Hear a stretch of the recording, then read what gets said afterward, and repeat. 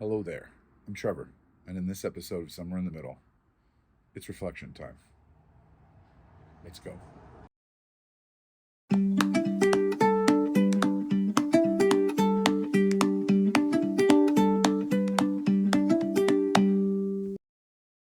So, as of recording this, it is December 28th, a few days after Christmas, in a bit of that post Christmas blues moment. This year has been an interesting year, especially in the sense that days before Christmas, um, YouTube community suffered a tremendous loss. For those of you that don't know, a pioneer in YouTube named Adam the Woo, passed away.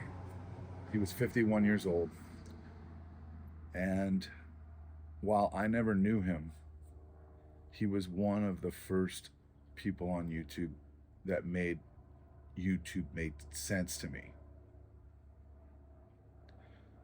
Let me start with just some background on that.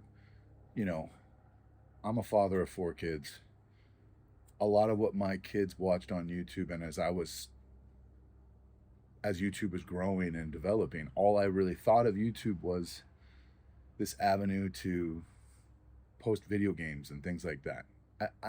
I saw it in a narrow scope. And Adam was the first channel that kind of showed me something different, that there are a sea of creators on YouTube and everyone's doing different things. One thing that immediately stood out to me, though, about Adam was Adam reminded me of a guy named Hugh Hauser that I grew up watching on, I want to say PBS. But Hugh Hauser was kind of this like informative guy that went around, took you to roadside attractions, took you to anything, a mayonnaise factory for God's sakes, and he made it interesting. And Adam did exactly that. And I discovered Adam late, I think somewhere around COVID, and just would watch every single daily vlog I could. I loved his stuff. I loved his content. I loved also too his ability to just talk at camera and share things from his mind with everyone else. To be honest, I'm a bit jealous of how good Adam is at taking all of us, anyone willing to watch his channel, on an adventure with him and be able to talk. So yeah, Adam the Woo is gone. And where I never knew the guy, I never met the guy, I felt like I knew him because of his YouTube channel. And I know there are thousands of people like me who never got to meet him, or maybe only took a selfie with the guy, but felt like he was one of their best friends. You know, over the years of watching Adam, I learned that he and I had a lot in common. And again, that is what was so special about the man. And it's really traumatic that he's gone and we're never going to get another daily vlog with him. Those things, to be honest, at times could be taken for granted because you always knew he was there to comfort you in the sense of this channel that you watched. And now that that's over, the vlog is over,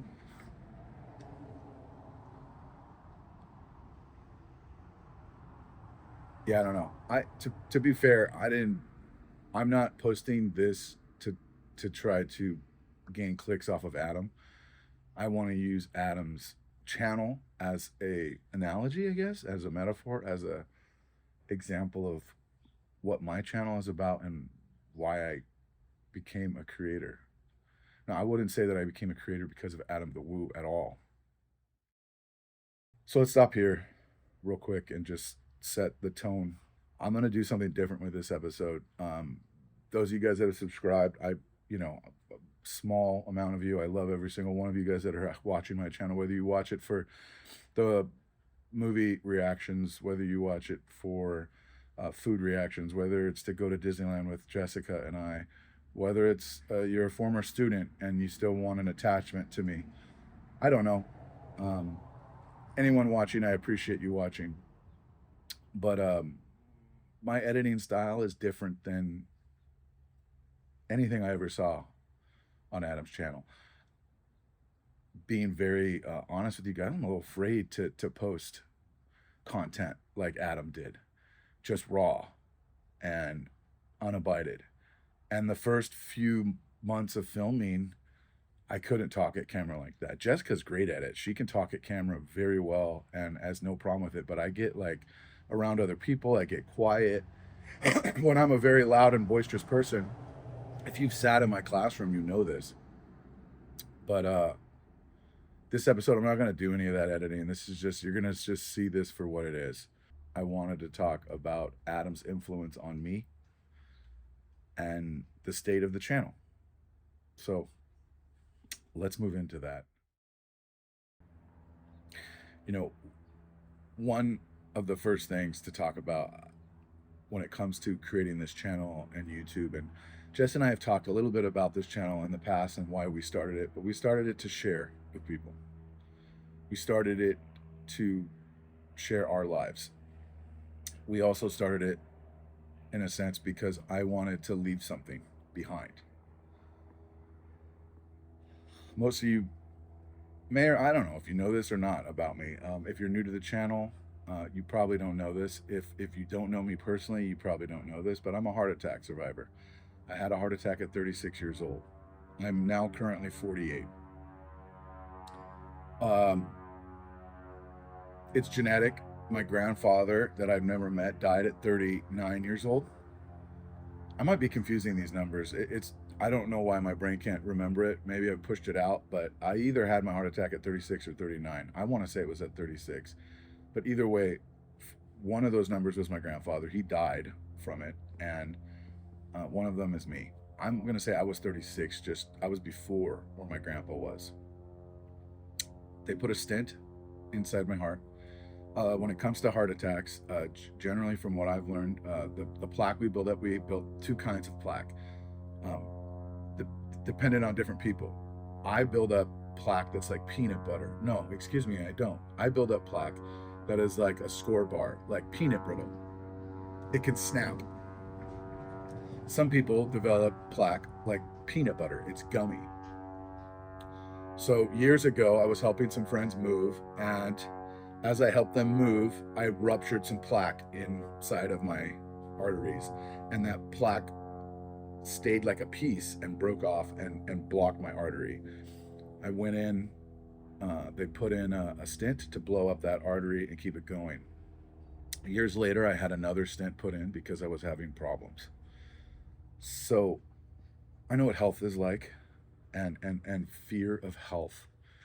And as a father of 4 who wants to be here as long as possible and see my kids grow into older age and all that good stuff, and watch them if they decide to have kids and become a grandparent, all that stuff. I've always had a dream about Raising Arizona. Have you seen Raising Arizona? That end shot at the table, the whole family there. And I've technically had those moments already with my big family, but back to the channel again. I wanted to leave something for my kids, for my friends, for everything.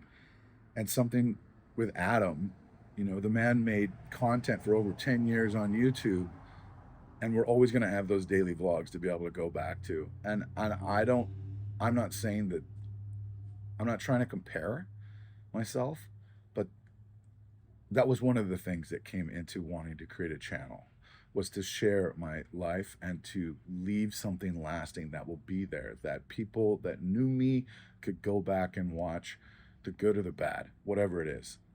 Let's put it, Adam isn't the reason I started my channel. I never talked to him. He never told me. Watching his channel wasn't the thing that pushed me over the edge. But it was like, this is an example of what I could be doing to leave for people. My channel or our episodes that Jess and I create are not daily vlogs. They're not as raw and just throwing you into everything, but we do try to give you a sense of that rawness in our episodes, who we are and what's happening in our lives, and take you along, like I said, good or bad. The next thing that I feel like needs to be talked about or should be said about Adam that reflects me or was something that really matters to me, was how optimistic Adam was. I think optimism is a value that can be lost in a lot of people. I think plenty of us have it, but so many people have a pessimistic view on life and are just mad. And maybe Adam was. I don't know. I don't know his off camera life, but he never presented that to us. He always seemed so happy and genuine. And that's not an easy thing to do, is to just, I want to be real with my audience and I want to bring you guys along. And there are times where I might feel like I'm putting on a show. I don't want to feel like I'm putting on a show for my channel. I want my channel to feel authentic and real, even though I might in edit add all these things, but still I want it to feel authentic. And one of those things is just the simplicity of putting a smile on as you start, right? Or whatever it is. Adam always had that, and I love all the positivity he genuinely gave to us, whether it have been whether I meant to have my morning coffee out and talk about that, but whether I was having a piping hot caffeinated beverage. Sorry, Adam, this is an iced cold caffeinated beverage. I'm a iced coffee guy. I don't really like hot coffee, but I know you had your piping hot caffeinated beverage daily. We saw it all the time. Going to Starbucks, going to Joffrey's, at home. I'm a coffee guy too. I drink my cup of coffee every morning, and I wanted to have that as I sat and reflected on this today.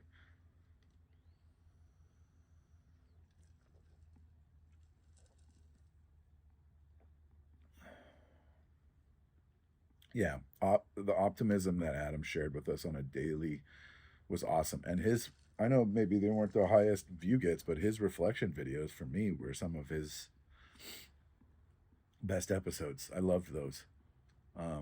Last reflection episode that I really did, maybe it was a year ago. Jess and I sat around a campfire and kind of told us where we were at and where we were going. We're a year later. I've been working on this channel for a couple years now. We haven't hit 1,000 subscribers. I don't necessarily do what everyone says I'm supposed to do. I don't chase views. I film what I want to film. Do I want to be at the opening day event of things? Yeah, but I'm not going to chase views in that regard. I'm going to film the content I want. And in that sense, too, there's been a weird sort of drop off of a lot of the vlogs I like to watch. I stopped watching because they were influencing what I was filming, and I don't want to seem like a copycat. I'm worried about this episode and how it might be perceived, in the sense that I never knew Adam. I've met some of the people, the other vloggers that he's followed. To be honest, Chris Provost and I are probably of vloggers that are big, the only one that I see regularly in park, and when I see him, he recognizes me. We smile at each other. We've had some fun moments. He's recorded videos for Jessica. Chris, like Adam, are beacons of positivity and have always generated that. I'm making my content, and again, I don't want videos that I see from Chris Provost or from Justin Scard or from Ordinary Adventures or Magical Journeys or all the big Disney vloggers. I don't want my content to come off like it's just a copycat or I'm just doing another thing that they did. I want it to be original. And I think that Adam was able to do that in his way, which was awesome. But in the same way, Adam was using what we know. Anyone that watched Huell Hauser knows Adam was a modern day Huell Hauser. Adam was YouTube's version of Huell Hauser. So it's not like it was an original style or anything like that. And I'm not trying to take away from the woo at all here. More so the influence he had on us to get behind a camera, to put yourself out there and share with the world. All of us have different reasons for doing that. Mine, I've shared here with you guys in a couple and in other episodes, of sharing myself with the world, leaving something permanent, knowing that our time on this planet is short, right? There are really two universal truths, three, I guess. Man is selfish and ambitious by nature. We're all gonna die, and we all gotta eat, right? I'm sure there are more. Those are the three that I'm like, you can't hide from that. And I don't know. I want to leave something behind. It's just something that's in me. I don't think everyone feels this way, but I want to leave something behind. I'm a teacher. That's my day job. I believe life is for service, the service of others, and this YouTube channel, in a lot of ways, is that in another form. It is my service to other people. It is my service to my family of leaving behind a legacy, leaving behind a record of things they go back and watch and see that trip that we took to Disneyland to ride every boat in the park, to see that trip that we took to San Francisco again and the Walt Disney Museum, to see that trip that we took to New York and all the pizza that we ate. Again, I want those things to be there permanently for my kids, and that's what this channel is about. And I never had a deep conversation with the man, but I know from the years of watching him, Adam felt the same way. He wanted to leave us a legacy, and he did that. And I'm inherently grateful for the channel, the legacy, the man that was Adam the Woo, David Adam Williams. You were a blessing to this earth and to so many people, Adam. And thank you for your time here, your energy, and the good that you put into this earth for all of us. One thing that I think I should share, or I should talk a little bit about, is filming the mundane, filming the average, the whatever. We all know that Adam took us to places like Disneyland and Walt Disney World, and recently to Europe and other places around the world. But one thing that I always kind of treasured, that I saw in myself, is how much he is able to find the beauty in the small things. And I think that's something important for all of us to think about, is finding the beauty in the small things. I've mentioned how much of an optimist he was, and I think that's an important factor of life, is to try to be as optimistic, glass half full as we can in life, rather than focus on the negative. I got into teaching in the sense that our country, people are so apathetic to what's going on. And early on, as a young educator, I thought, I'm going to change the world. I'm going to teach, and I'm going to get more young voters, and we're going to change this country. And I'm not saying that's not a reality, that we can't do that. But the older you get, the harder, and there's these, like, the glass half full starts to get empty, and we have to continue to find the positives in the small things. And while I might not change the world from my teaching, I'm making an impact every year in young minds, informing them, reminding them what they need to do to participate in this experiment, this capitalist American democracy that we have, a country that is founded on making money, but then dangles democracy. We have to fight at it. Capitalism will always happen. Making money, YouTube, things like this, all the marketing, commercialism, everything will always continue to go. As they say, money makes the world go round.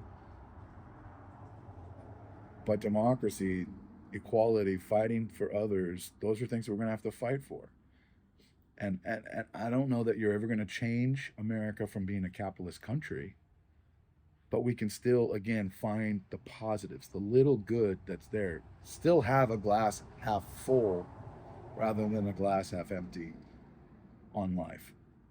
And I think Adam showed us that. I know Adam never brought up politics or any of those things like that, but he was still able to find the positives in life and highlight those. And I think that's something that I want to. I hope that my channel has done that as well, but I hope that I can continue to do that. That's something I can carry forward in my life. Of every time I get behind the camera, every time I hit record, is to remind myself to be optimistic, to share with you guys that are watching my optimism of life and the beauty that there is out there rather than the negative. There's enough people making negative content. So I want to continue to focus on the good in life and the good in my life and share that with you guys as much as I can. One thing I think would be pertinent to talk about here is intros and outros.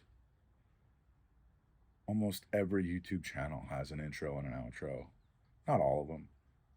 Our channel has that little 10-second music interlay that I created. I love it. I don't know if it keeps people's attention or not.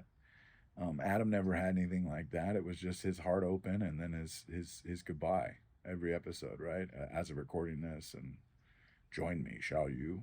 Right? For a long time, I sat and thought about how would I start our channel? How would I start every episode? And funny, I mean, Star Wars, right? Everyone loves Star Wars, and of course, A New Hope. You have Obi-Wan seeing R2D2 there, looking at him, and hello there. And that kind of became the like, oh, this is how I'm going to start our episode. And I'm sure plenty of us have wanted to do Adam's Join Me, Shall You? Like it's so good. It's so perfect. And like, come along if you'd like. I love that idea. And with me, it was just, well, there you are. You're watching me. Hello there. Let's see if I can keep you along. And I'm not doing that great at it. The channel's been going for a couple years. It's a hard road to get people to watch. Like I said, I want to try to make content for me first, for my family first, and if more people want to come along, then great. Oh yeah, let's talk about the outro. Auf Wiedersehen. Someone's asked me, do I even speak German? No, I have German background. It's part of my family history.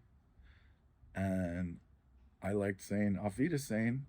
One thing that my students know, often when they leave my class, I say a myriad of goodbyes. I say aloha, goodbye, Auf Wiedersehen, guten Tag. That's not a goodbye, is it? Let's see, what else do I say? Auf Wiedersehen, aloha, ciao, arrivederci, goodbye, sayonara. Someone teach me some more goodbyes, because I like to say goodbye in various languages, and that was one of my outros. Behind the scenes, in my head, I feel like Adam is kind of over my shoulder, guiding me and reminding me of ways to shoot things, ways to record things, ways to look, the influence he's had on me. There are a lot of influences in that, of when it comes to all the movies I've watched, and cinematography and editing and music and all that. But I've always aspired to be able to reach that level of just talking at camera like this with you and bringing you inside my life a little bit better. Feeling comfortable enough to just talk in camera when there are 100 people around you and they're all wondering what that guy's doing. Why is he filming on his camera? All that stuff. There's a lot of awkwardness in that. And I don't know. When I reflect on what Adam did with his channel and what he created, it's like, let go of those inhibitions and record. Talk to the camera. Talk to your community. Make your content. And be you. And those that come. If they don't, they don't. Like I said earlier, I don't really want to chase views in that sense. If I'm making content that adds to it, great. But I'm not trying to be the first person to be at Halloween Horror Nights or tell you whatever it is. Those people are out there. I'm here to provide you some optimism in life, to share who I am, and leave a legacy for my family and friends. So 3 things that kind of came up in my head that I feel like should be mentioned when it comes in this episode and when it comes to not only Adam, the woo, but life. And the first one is that life. Remember to celebrate the life that you are living, who you are, where you are in your life. Again, as I mentioned earlier, be an optimist. Like Adam, find the good. Be a glass half full person in your life. Celebrate the little moments, the little things, and the people who you are around.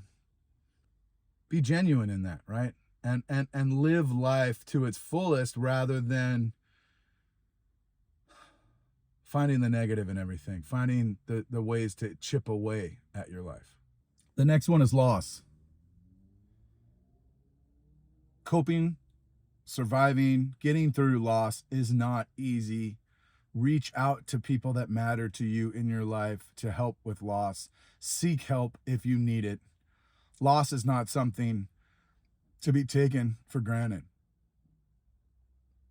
The older you get, the harder it is to cope with it.